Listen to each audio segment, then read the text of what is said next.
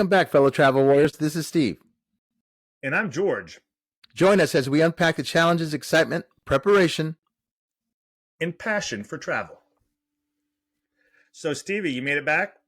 Made it back. Always good to get home, from a trip.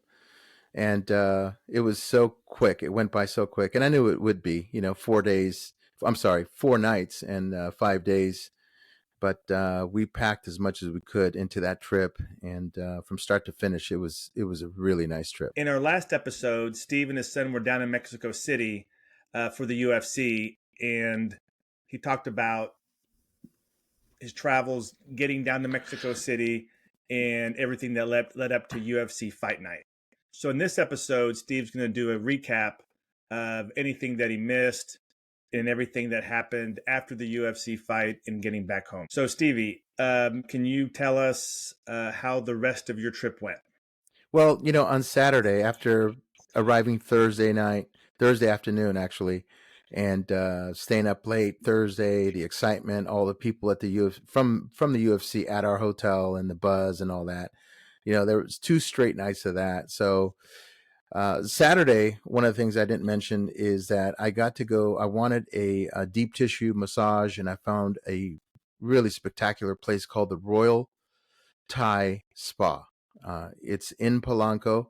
It's on one of the main streets there, and I made a reservation. It was just a beautiful facility, and they have staff from Bali that perform these, and it was just a intense 60 minutes of deep tissue recovery, and I just felt great afterwards. But to be honest with you, I was sore.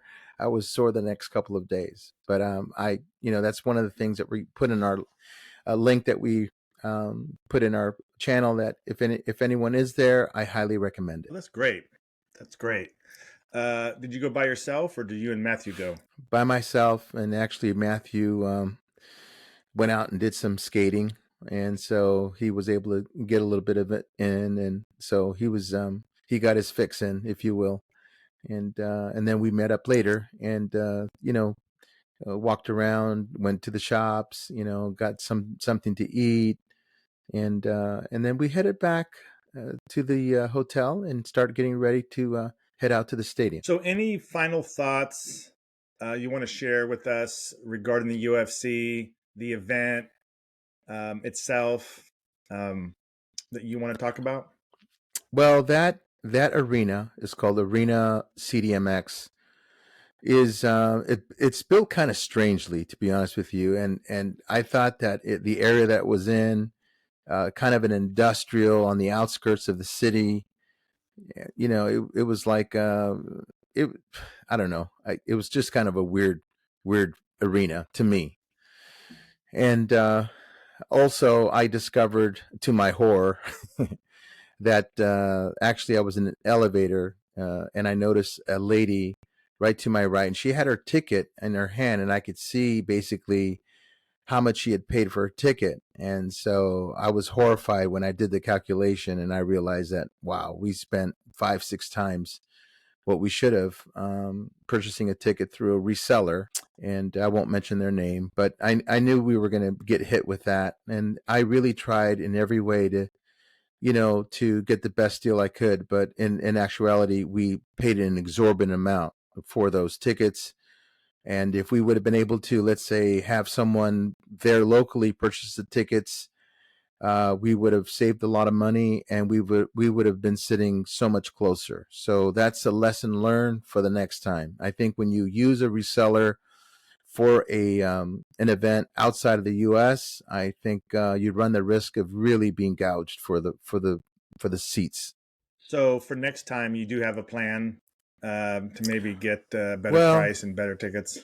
Yeah, I think one of the things that we have to be willing to risk is if we get to do get there a week early and get the tickets there while we're there, either at the stadium, at the event stadium, or through a local distributor, like here in Mexico City, they were distributing the tickets through a local sporting goods chain. Okay, we want to maximize our dollars to get the best seats available. That's the goal, right? And Right. Yeah. so I think next time maybe we get there. Let's say it's in Toronto, and we go to Canada a week early. We try to procure the tickets there locally in some other way, but using a reseller. I think that we'll get a much better seating arrangement, for that event. And so that's something that you learn. Those are the Hmm. challenges in travel and attending an event in another country. The lesson Very learned. true. One of the things that you taught me, because if people don't know by now, I'm pretty frugal. I'm always looking for the best value, the best deal. And sometimes I won't take a trip or do something if it's not on a discount. And one of the things that you taught me is over the years was, down the road, are you going to remember what the price of that ticket was, or that hotel, or that event? You won't remember. So it is what it is. Uh, of course, that doesn't stop us from trying to get a good deal. But if we don't get one, if the event or the experience was worth it, that's what it's going to be. So I did learn that from you, and I've struggled at times with it, but there's some stuff that I've done that I'm so glad I did, even though it did cost us, quite a bit of money. And remember, George, when you used to vacation, and I would ask you, where did you stay? And you were staying in the same hotels that we stay in when we traveled. And I said, no, no, George, you don't want to stay at the not to knock any particular brand or hotel family, because again, we are lifetime diamond members. But when you go on vacation, I think that we underestimate the value of staying in a place that has everything there for you, and not just everything, I mean the best of everything, and that enhances your experience. So um, I recall that I mentioned something to you about, hey, listen, you're going to go to this location, to this country, find out what the best, what are the best 3 4 hotels in that area, and stay there. You're gonna walk out of that hotel and encounter the best galleries, the best restaurants, the best. What do we work so hard for? You can spend a little money and enjoy it, and try at least one time. And I think you can share with our audience the location that you actually went to. I believe it was in Puerto Rico, that you actually experimented with that at my suggestion. And you want to tell our folks out there what that was? Well, sort of our philosophy, your philosophy is, let's say we're using reward points, okay?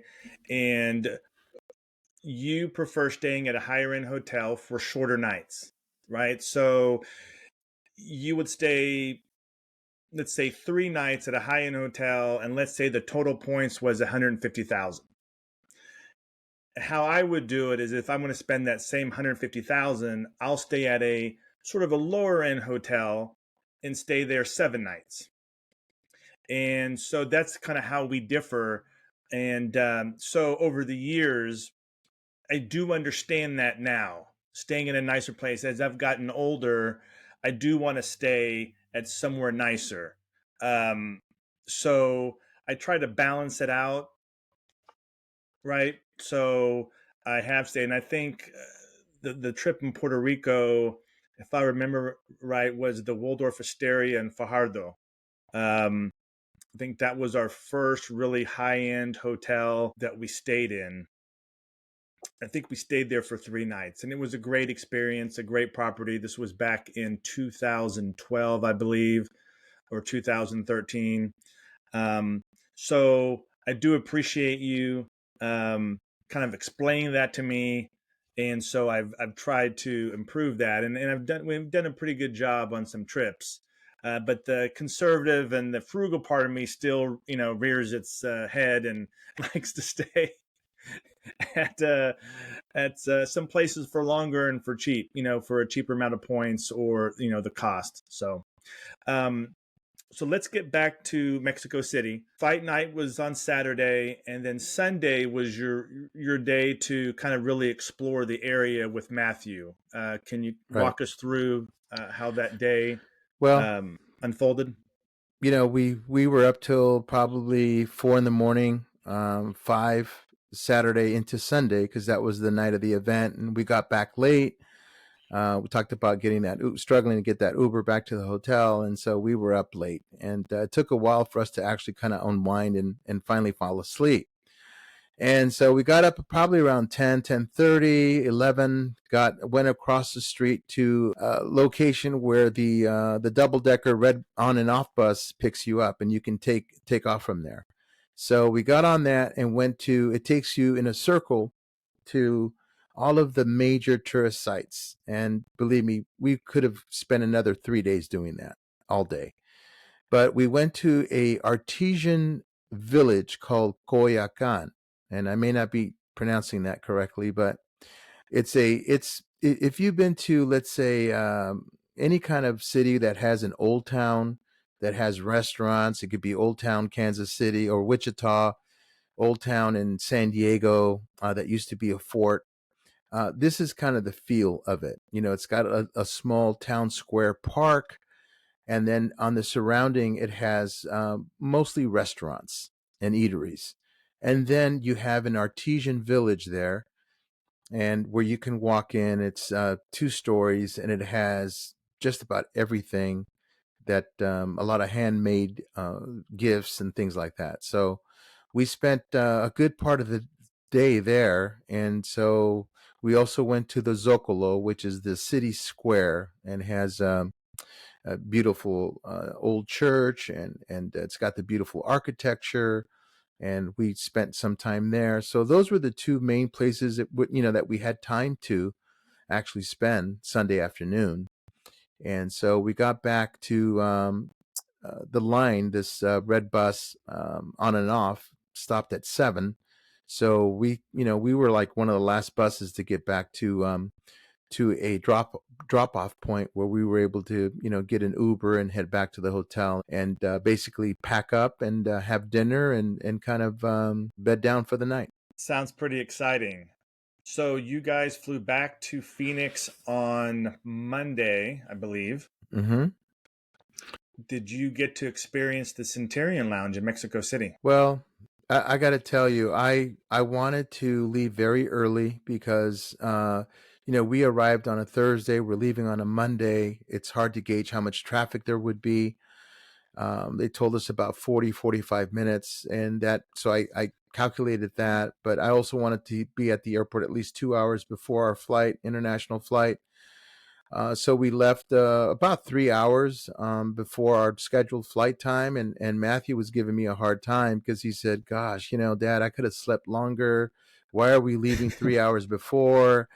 This is ridiculous, et cetera, et cetera." And so, I said, "This is what you want to do, because you never know what unexpected event might happen on your travel day back to the States." So we get in the Uber, dropped off, and we're looking for a place to eat. They tell us that the Centurion Lounge is in a different terminal. We were in Terminal 1.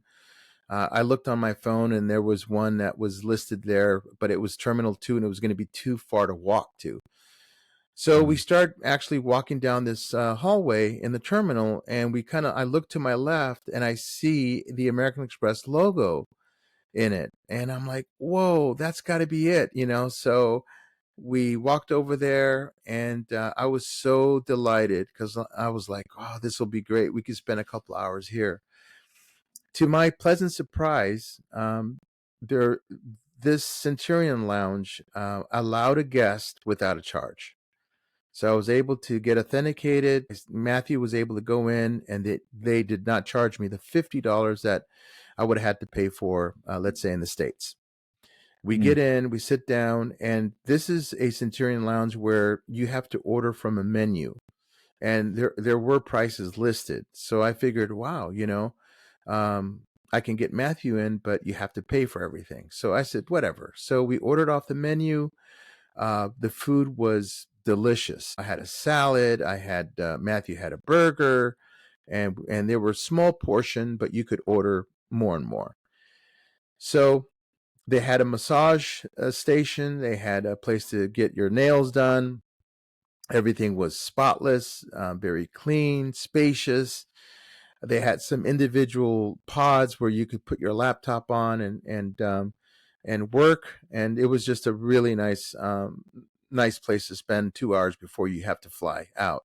And when we actually asked for the bill came in an itemized receipt, but it was zero across the board. So apparently, this is very interesting. You can get into the Centurion Lounge there in Mexico City if you have a co-branded American Express card. Let's say Aero Mexico, but it's an American Express card. You can get in, but then you have to pay for any drink or food or beverage that you order. If you have the actual platinum card, there are no charges. You just order off the menu as much as you want, and Wow. they give you a receipt, and you can leave your tip there, and then you leave. So that, Matthew loved that. It was a nice way to kind of unwind before our flight. But here was an unexpected challenge that validated the reason why we left 3 hours before our flight. So when we were flying into Mexico City from Phoenix, Matthew had his skateboard strapped to his backpack. And so didn't think anything of it. He's done it a million times flying. And so, we got off the plane, we got to the hotel. Now, on the way back, when we were going through security, they stopped him and said, "You cannot bring that skateboard to the gate. You actually have to check that in." And so that was a really aggravating. I didn't know. This is the first time I had traveled with Matthew internationally, and I think this was his first time traveling internationally with a skateboard. Where he's been to China, and I don't recall him having that issue. So he had to get out of line, go all the way back to the ticket counter, check the skateboard in. To make a long story short, I was boarding before him. I had an earlier boarding group, and then he texts me that they're doing a last second secondary inspection of him. So they do like a wand or whatever there at the gate, and so he basically was one of the last persons to get on that flight. And then he acknowledged, "Yeah, Dad, you're right. You got to leave early." And I said, "Well, this is exactly my point. Anything can happen. The Uber guy could have had a flat tire. We could have gotten in a car accident. Anything can happen." And those are some of the challenges that you have to prepare for. So to make a long story short, he was able to get his skateboard. They actually delivered it to his apartment in San Diego the next day, and all was good. Oh, so it didn't arrive with his regular bags, or? No, the skateboard ended up going from Mexico City to Texas, and somehow it got rerouted. Maybe one of the ramp agents didn't see the skateboard and exited the plane, and so it took a little flight to Texas, and then they just kind of, once we put a claim for it, then they start looking for it, and they could see it was scanned on the plane, and so now they're like, "Okay, yeah, here it is. We'll send it on the next flight to San Diego." So that's how that turned out. So that's a lesson for us on the next international trip that we do, especially if I'm sure he'll take his skateboard on checking that thing in at the gate before security. Yeah, that's one thing here in Tulsa. I grew up here my whole life. I know what time to get to the airport, right? I think the same with you, Steve, in Phoenix. But you really don't mess around at an airport that you've never been to or an international airport. Always give yourself plenty of time because you just never know. We had an experience last year in India. We were in New Delhi, and we're used to going through security here in the US, right? All the Mm-hmm. steps that we go through here is all related to 9/11, over 20 years ago, right? And in other countries, there wasn't a 9/11. So, for us, we can't bring, water through and some other things. Well, in other countries, that may not be the case. So we were at the New Delhi airport. We have our laptop out. We've drank all our water. We go through, and I didn't pay much attention to what needs to be taken out to put on the belt. Now we were there in plenty of time, 2 or 3 hours. I wasn't messing around. But when we got up there in New Delhi, you need everything out, anything electronic, not just your laptop. It could be your power cords, your extensions. And we had that packed deep with all our snacks. So, we got pulled off to the side and they took everything out. And it took almost an hour. And the airport is packed, security is packed, and we barely made our flight. By the time we got everything put back in, went through, the gates there are so long, it takes a long time to walk. We were like gate 11. Oh, that's not that far, but gate 11 was probably like gate 40 in the US. We would walk forever to get to it. I think a good lesson learned is, especially in foreign countries, don't mess around. And if you can find out in advance what what can go through, what needs to be taken out of your bag going through security, I think it's a good lesson for everybody. Yeah, I think looking back, I could have called Amex and just reconfirmed that there wasn't a lounge in Terminal 1. And so, just those little things that are kind of annoyances. But it ended up being a positive thing. The flight felt unusually long. It was packed. It was hot. It's just a 3 hour flight that felt like a 5 hour flight. And we got to Phoenix around, I don't know, close to 6 p.m. Of course, you land, you can't wait to get out of the plane.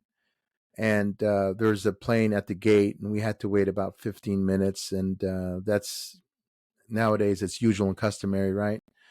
But we got to the gate, and so it was a really nice. It went so fast, but the intensity of the trip, the event that we were able to experience together, it just makes it all worth it. All worth it. And hopefully, we'll be able to do. We're thinking about doing the next UFC international event. We're thinking about doing Canada. I know that the UFC does. They usually do a Toronto card, and so I was thinking of maybe heading with Matt to New York for a few days, and then taking a flight from there, about an hour and a half flight to Toronto, and doing that because he's never been to Toronto, he's never been to Niagara Falls, and maybe we can do that. So that I think that'd be a fun trip. That's great. So, Stevie, glad that you're back and well rested this week.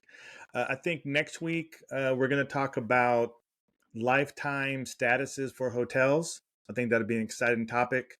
We'll talk Right. about how we became lifetime diamond members, and we can talk about the other hotels that offer that status.